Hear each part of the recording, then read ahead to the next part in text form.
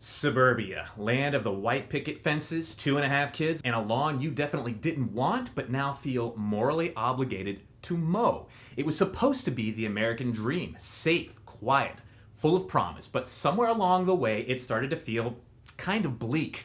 I mean, have you ever stood outside in a modern suburban neighborhood and just listened?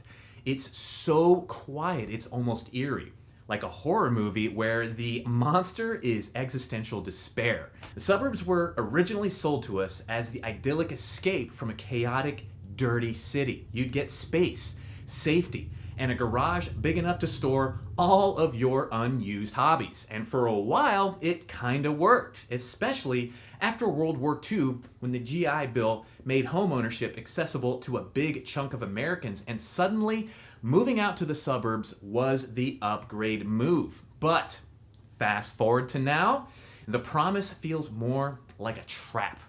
You're far from everything: work, friends, decent takeout, and locked into a car-dependent lifestyle that makes spontaneity feel like a logistical nightmare. Oh, you live in the city? Must be nice. I need to schedule 2 weeks in advance just to get coffee with somebody. Part of the sadness stems from how the suburbs are built. Literally, zoning laws have made it nearly impossible to build anything between a single-family home and a high-rise apartment.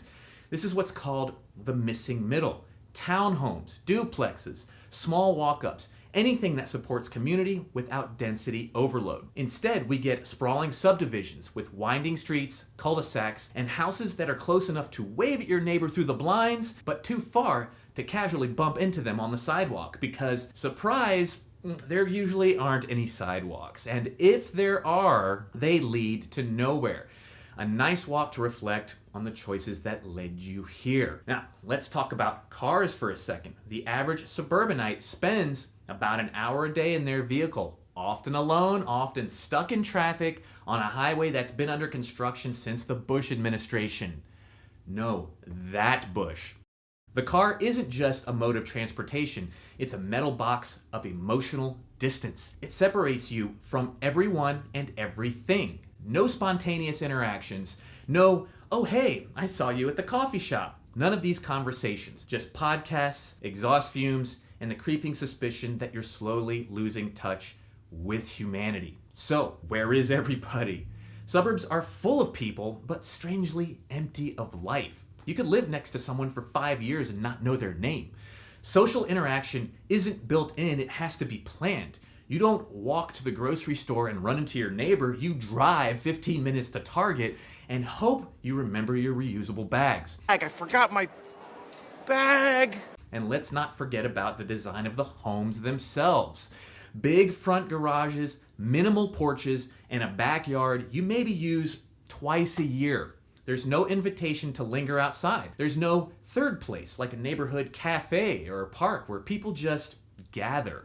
Instead, there's just your house, and maybe HOA rules about the color of your mailbox. The kid conundrum. Suburbia is often marketed as the perfect place to raise kids. And yeah, there are schools and soccer fields and ice cream trucks that play that creepy music, but there's a flip side to that too. Kids are now shuttled everywhere. There's no biking to a friend's house or walking to school. It's minivan appointments and arranged play dates. Suburbia teaches kids early that freedom requires adult intervention. And parents, you're just an unpaid chauffeur with anxiety about rising property taxes. I once house sat for a friend in the suburbs.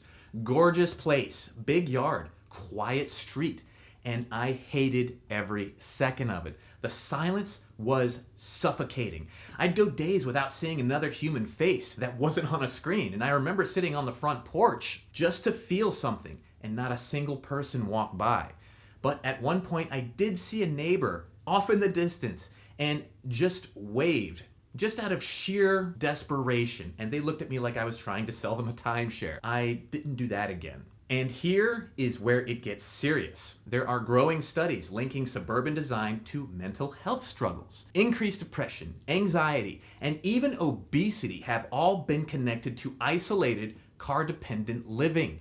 A 2022 study in the Journal of Environmental Psychology found that people living in walkable, mixed-use neighborhoods reported higher levels of social trust and lower levels of loneliness. Meanwhile, those in low-density suburbs reported the exact opposite. It's not just about missing your friends, it's about missing a sense of belonging.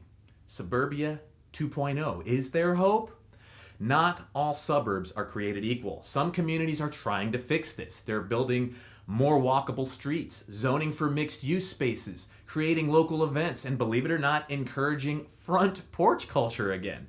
The new urbanism movement is a real thing. It's basically trying to take the old school charm of city living, walkability, neighbor interaction, public spaces, and inject it into suburban layouts. Think town centers, community gardens, bike lanes that don't end in a ditch. It's a step in the right direction, but it's going to take more than a splash pad and a Trader Joe's to undo decades of isolation. Look, I know not everyone wants to live in the middle of the city, but we have to stop pretending that space equals happiness. Just because you have 3 bathrooms doesn't mean you're not crying in one of them.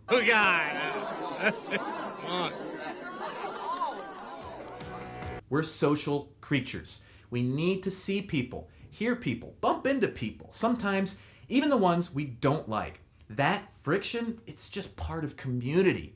Ray Bradbury once wrote a story called The Pedestrian, and yes, I've mentioned this in my other videos, and it never felt more relevant. A man walking the streets alone while the rest of society is locked inside, bathed in blue screen glow. He wasn't afraid of the night, he was afraid that no one else was out there. Does that sound familiar? Suburbia doesn't have to make us sad, but right now, it kinda does. And no, it's not just the HOA fees or the soul-sucking trips to Costco.